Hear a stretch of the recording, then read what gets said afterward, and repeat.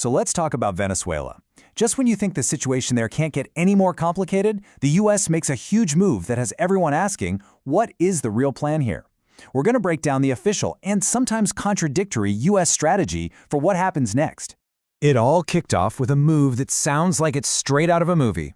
On January 3rd, U.S. forces captured Venezuelan President Nicolás Maduro and his wife, flew them to the U.S., and charged them with drug trafficking. I mean, think about that. A sitting head of state arrested. This wasn't just a small policy change. This was a political earthquake. And right away, the message from the White House seemed crystal clear.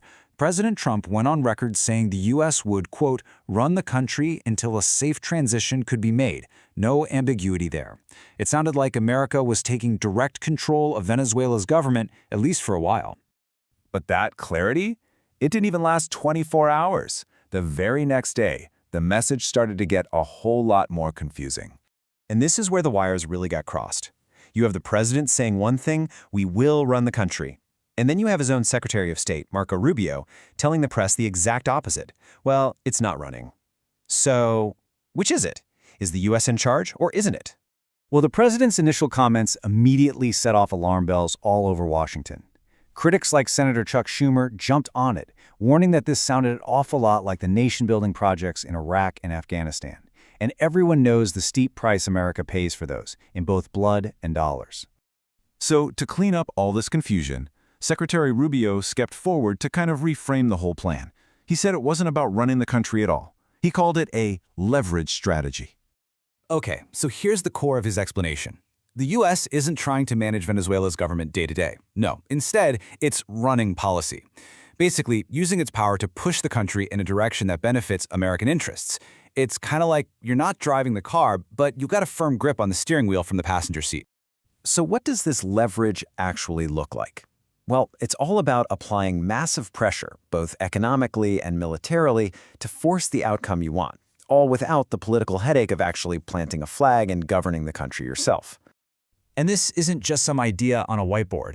It's already happening. The strategy is built on three really powerful pillars. First, there's an oil quarantine to basically choke off the government's money supply.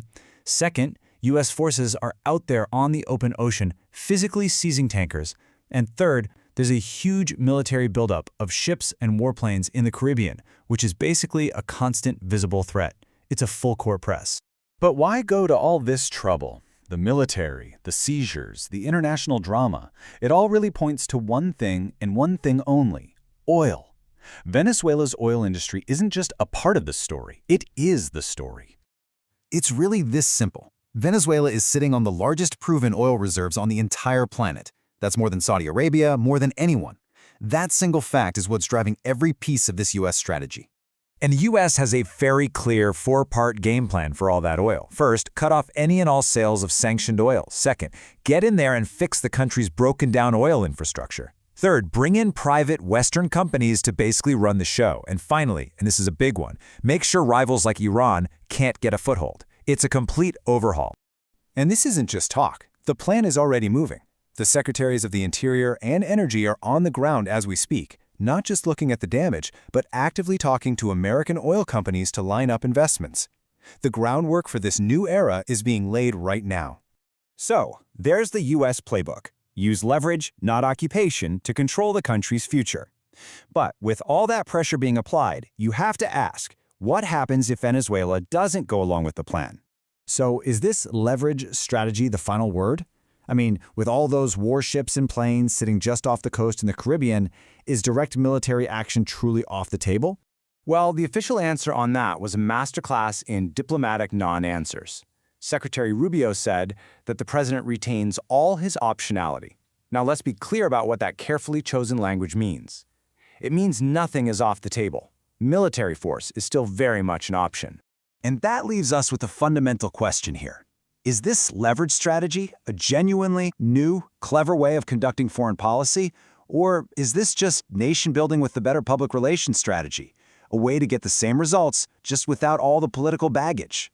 That's the big question hanging over this whole new chapter in Venezuela.